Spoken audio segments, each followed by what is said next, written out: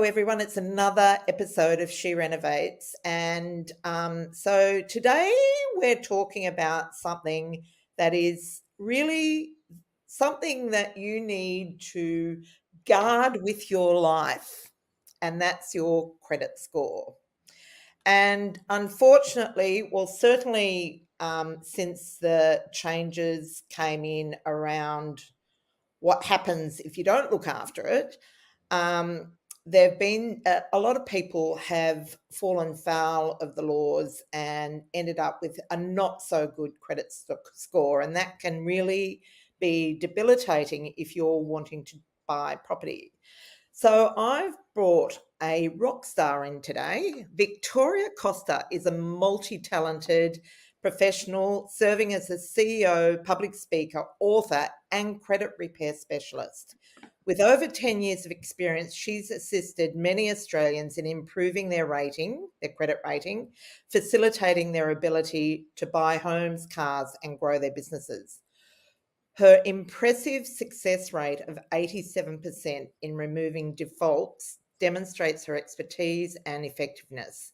Victoria takes on challenges of any scale and is dedicated to helping clients with poor credit ratings by eliminating unfair and damaging credit listings. She operates on a no fee unless successful policy, ensuring her client satisfaction. Her mission is to enable Australians to access the finance they need and enjoy the best interest rates. Well, welcome, Victoria. Thank you so much. Thank you for having me.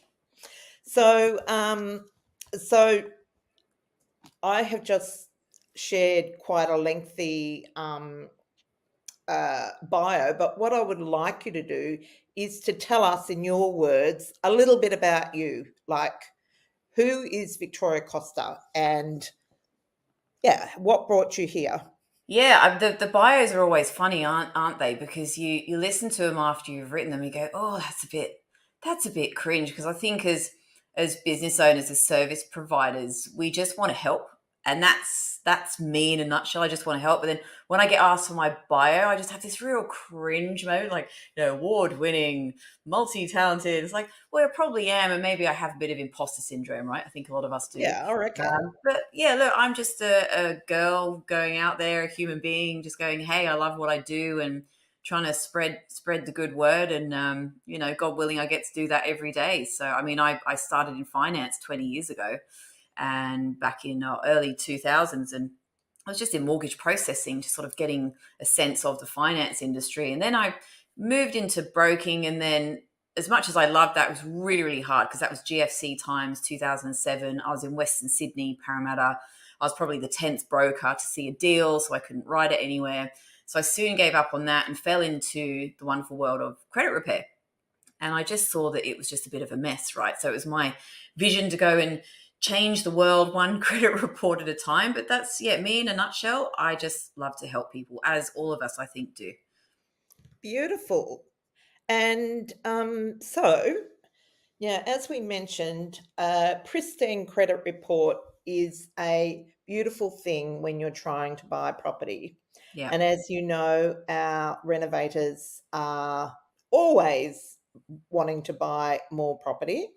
Mhm. So, what sort of things cause people to get a bad credit rating? What are the common things? Are they always deserved, or are there traps for beginners? Renovators out there, love your work. I just finished renovating my very, very first home. I've always rented, and I'm glad to say I'm still married to my husband. So, number one. So, good on you for doing the work that you do. Yeah, clean credit report as a business owner. I mean, if you need business funding, if you need supplies, if you need, I don't know, you need a bunch of tiles, buy things in bulk, getting that sort of finance is near enough impossible, even if you have a great credit score. So just backtrack to the basics. So as a business owner, you would have your individual credit report with a credit score linked to it. The major credit reporting agency is Equifax. Then you have your company. If you have a PTY Ltd, you'll have a company report with a credit score too. It is vital as business owners that our credit scores sit no lower than 650. When I started 10 years ago in credit repair, they didn't have credit scoring as a system. There's a few things that we're seeing that are really affecting people, which if you just take home a couple of tips today off this podcast is number one is make sure you're paying suppliers on time because they can list you as running late on your company reports. That affects your score. That affects your ability to go and get finance, business funding, whatever you're doing, the home loan, the refinance, investment property loans, whatever you're doing. It can make it really expensive. So making sure you pay invoices on time, making sure you're paying all your consumer debts on time. It's a big mistake I see. And these are little things that I'm pointing out to now that I can't fix. So we get about 40 to 50 credit reports a day. Out of those 50, half of them we send away with a educational no, you need to change your behavior because people don't get it. We're not taught this stuff. You know, CBA runs the education program in schools, which lacks anything to do with credit reporting. And it's all shifted so much. It's become so complex. You know, nobody can be bothered to go out there apart from me and actually educate people because it costs you money. I have to run volume just to make, profit at the end of the day. But about half the files are simply people inquiring too much. Be mindful when you're inquiring for stuff, even if you don't get the finance. Buy now, pay laters, things like that. If you're checking out suppliers and asking for contracts on a regular basis, ask them to do a soft touch in the back of your report rather than putting a hard hit on your credit report, because each inquiry that gets put down on our file can take away 20 to 50 points.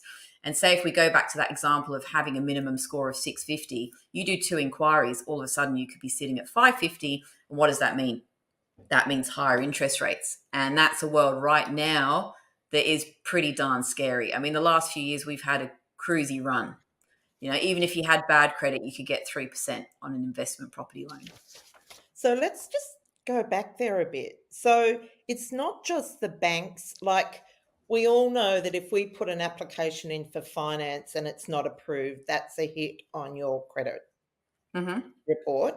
But you're saying if you're trying to get an account with a supplier and they make an application, what's the point of that? Like, that's crazy. Oh, look, I mean, if you just want, I don't know, paneling for the next 3 properties or something, but I guess if you're doing a credit account with them where they're going to open an account and maybe you pay over 6 months, then they have every right. It's a credit contract to go and check on us. Do I agree with it? No, I don't agree with half the stuff that's going on in credit reporting and credit scoring right now. But asking your suppliers, hey, listen, you've got a soft touch access at the back of the reporting system. Please make sure you're using that. Because now I'm credit scored. Every time you go in and do director's access on my report, you're stuffing up my score. We're having to educate business owners on this all the time, like finding out these little tricks to and it's not illegal. They should be doing that. They should be doing a soft touch access on the back of the reports. No need for a hard hit inquiry. I must admit, I don't open accounts. The main reason I don't is because I hate having another bill to pay. And I figure I have to pay the credit card bill. Why don't I just have it in one bill? Like if you have with your Bunnings account, you can have it set up as a cash account, which is what I do, so that it all comes in on the same bill. And the other thing that I do is I set up an automatic sweep so I can never forget to pay that bill. Perfect. I love that setup. That's so good. But the other thing is buy now and pay later. So what's the issue with that, and why does that impact I haven't never done it, but I'm wondering. Well, a lot of people have, unlike you, they're not savvy in looking, at ways to try and protect their reports, but that's because we just don't have the education. So we're getting a lot of families coming to us who don't have anything wrong with their credit reports. A lot of business owners coming to us. There's nothing in particular that's wrong with their credit reports, but their scores being impacted by low grade inquiries. And I don't believe they're low grade. And I've said this so many times, this is a global shift in market. Buy now, pay later is a facility that families see as a smarter option rather than going and getting a credit card which has interest. It makes friggin' common sense. But the algorithms in the back of Equifax and Ilion, the credit reporting systems, deem those as low grade. So if you go to Wallet Wizard, which is actually owned by Credit Corp, a debt collector, they will raise an open Credit Corp account on your Ilion report and it will smash your score right down. If you do one or two buy now, pay later inquiries, again, there's a couple of them that aren't doing a hit on the credit report, which is great. And they are obviously looking to regulate the buy now, pay later sector, which is awesome. Once that's done, we'll all be protected. But at the moment, the algorithms are going, oh, hang on a minute. Like, why are you buying stuff that maybe you can't afford? Which is not, in reality, is not what's Yeah. happening. You know, Yeah. mum and dad need to buy something for whatever they're doing. It makes sense not to have a credit card and interest. And often the retailers, well, I shouldn't say often, I've had the experience where a retailer has encouraged you to go for one of those, Afterpay, I think it was. I was Mm, buying something online and it was significantly cheaper if I paid with Afterpay. Now, I've never had an Afterpay account, but I can't stand to leave money on the table. So I set one up just to buy this thing, and then I paid all the payments at once because I knew if I didn't, I'd forget them. So I mm. paid them straight away. But you think it's crazy. Like, anyhow. Yeah, So, look, it can mean the difference. For example, you wanting to buy a property, renovate it, you've got the mortgage, it's going to sit there for whatever reasons, or you're getting a business loan to cover it. The interest rate could mean double the repayments because you've got a low score. And I had one lady, for example, Anne Marie. She was trying to buy a property, and she had nothing wrong other than 2 zip pay inquiries on her credit report. Now I removed those, and her score went from about 580 to over 750. All of a sudden she could finally get into ANZ Bank, which is where she wanted to be. wow. But Wow. it's the banks too, right? The banks are so strict on all of this. They need Yeah. to maybe learn to be a bit more flexible. Otherwise, there's going to come a day where the majors aren't going to be able to lend to any of us. Yeah. Yeah. And so, uh, what sort of things? So if someone, because often, like someone, I've had someone say, "Oh, my credit score's not good enough. What can I do?" I didn't think you could do anything. So what can someone do if they've got, like, obviously clean up their act moving forward, but what can they do now? And how long does it take for the score to recover? It depends what the data is that's causing the score to be low. So there's various score key contributing factors. Right. And if you get a copy of your credit report, it will tell you on the first page, this is your score and this is why. These are the factors that are contributing towards your score. So, first step would be to go and get your free report from Equifax, which is mycreditfile.com.au. Do not go to free credit scoring websites. You need to go to Equifax. They're the main credit reporting agency. You'll have the report within minutes, if not a few hours. You can then read and ascertain just by reading that first page. And we have to spend half an hour to an hour on a phone with people going through all of this. And then we give them a guide on, hey, this is all the credit reporting agencies. This is where you get your reports. This is how you can learn how to protect and improve your reports, because it's all of that. So holistically, it's not just right at this minute, what can we fix? It's moving forward. What do I do to make sure I don't end up back here again? So being very proactive about our credit scores and protecting our credit reports, that's number one. But number two, the data that you can fix is only the unfair or the incorrect data. That's what I specialize in. So no, you wouldn't probably think you could, because I'm pretty sure your credit score is probably like 1,000 or one of the highest numbers, right? Like you don't need us. And that's the same for everyone else. People don't realize that there's data on there that's affecting them until it's almost too late. Then they'll come to us. Usually it's because they've gone to a finance broker. That's the world I operate in as a B2B business owner. And the finance broker will say, hey, listen, you've got a low score. I'm going to send you across to Victoria and her team. Let's see if we can maybe remove some of this negative data to obviously get the score up to a Yeah. point where they can get their loan done. So the data that I've specialized in removing is defaults. A default is when you don't pay, for example, Vodafone. You Yeah. leave an account, you forget, 6 months goes past, it goes to a debt collector. They've then listed a default, or what you call an overdue mark. That's on for 5 years. So 5 Okay. years, you're going to pay double, if not triple, the interest rates across all your loans. unless you can remove that. I remove those every day. Last week, I removed 28 defaults, Okay. just as a figure. So 28 Yeah. people, 28 families, whatever they are, business owners, can now move on with their lives. That's what we're doing, right? Court action. So I've got my law firm, Credit Fix Lawyers, nothing held in trust, nothing payable up front, but we work with the plaintiff solicitors, get them to sign particular orders we need, go back to court, make sure the credit reports are cleared. It's about 6 to 8 week journey. So those are the things you can remove. What you can't remove is behavioral patterns that are legit data. Like if you're just going out and you're doing 20 inquiries on your phone on a weekend for a personal loan, well, sorry, oops. And then the time you need to wait. So if we get to fix something, it's instant. So as soon as we fix that credit, we see a score jump from 300 to 600, from 400 to 700. It's not just about the score though, it's about the data itself. They're getting auto declined because of a default, because of a court action. If it's behavioral, you're looking at a 6 to 12 month journey for it to naturally, organically start going up and improving itself. Whoa. Mm. That's very motivating. I'm sorry. I'm sorry. I'm not selling hair care products, Bernadette. No. Oh, so with Equifax, they also have an option to have a membership, so you know when someone is, checking your credit. Mhm. Would you say that's a valuable thing to do? 100%. I say it every day of the week, probably 20 times a day when I'm talking to people. We spend $40, $50 a month on Paramount, Netflix, Stan, whatever. Give a shout out to all of them. $10 a month. Why can't you spend $10 a month on yourself, on your credit scoring? I do it. I sign up to the Equifax system, $10 a month. I sign up for the Ilion. So you've got more than one credit reporting agency, right? Equifax is your main one. But 100%, I say that so many times. If I had $1 for every time I said that, I'd be a Yeah. millionaire, you know? Well, we'll see if we can get some action. Yeah.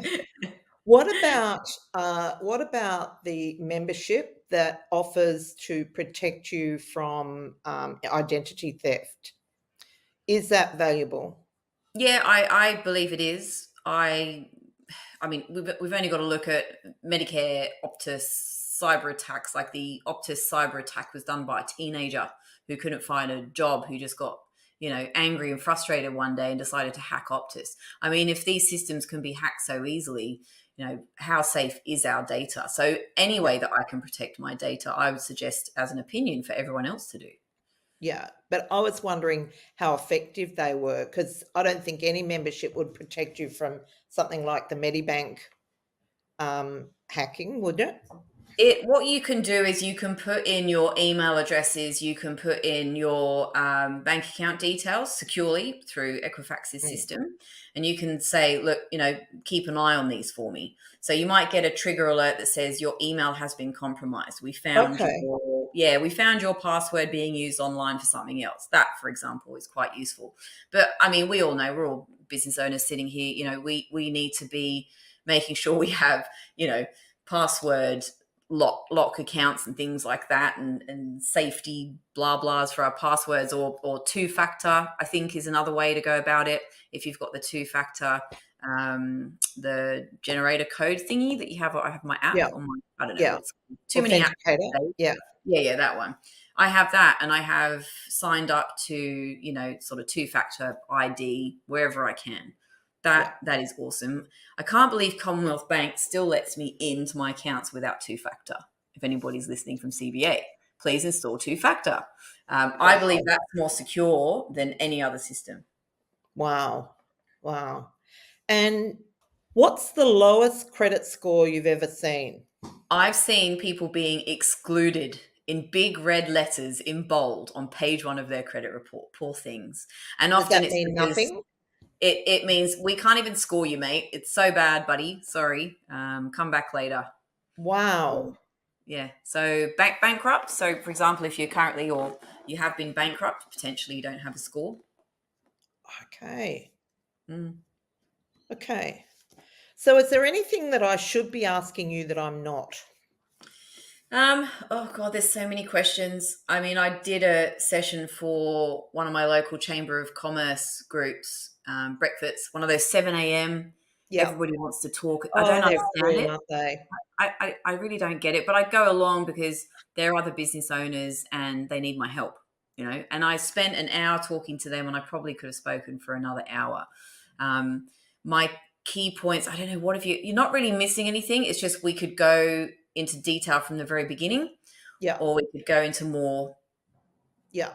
complex. Do you know what I mean? Like I conversation, think I think but the key messages we want to get across are that every time you make an application, really for anything, it's going to impact your credit score, and that yeah, the impact of that can be devastating.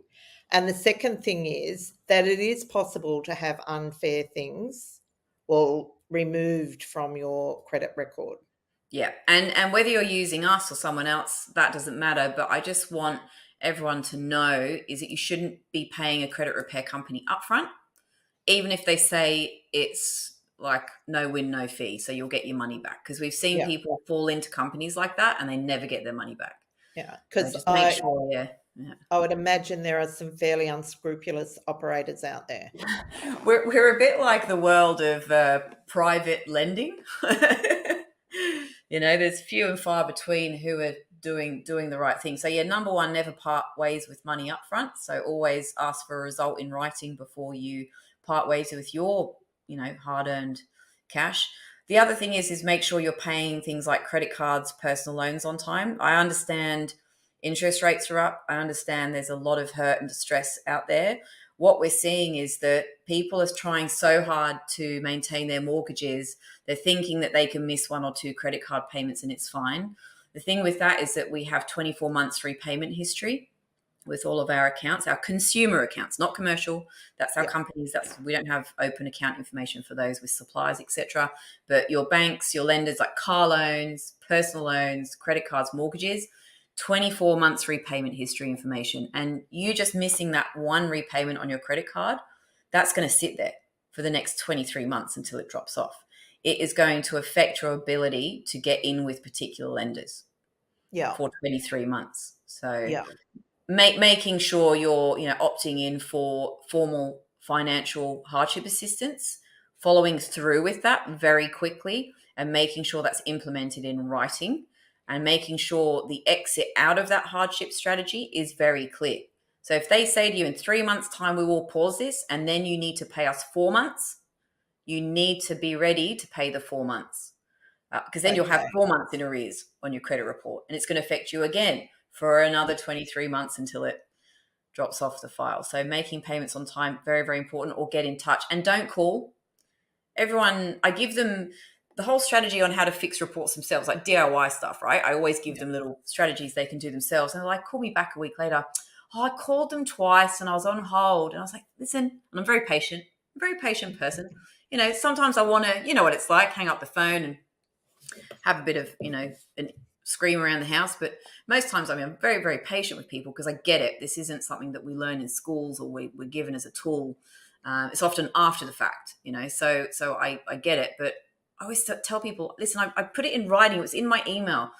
Here's your email template. Find their complaints email or portal, or hardship email or portal, and put it in writing.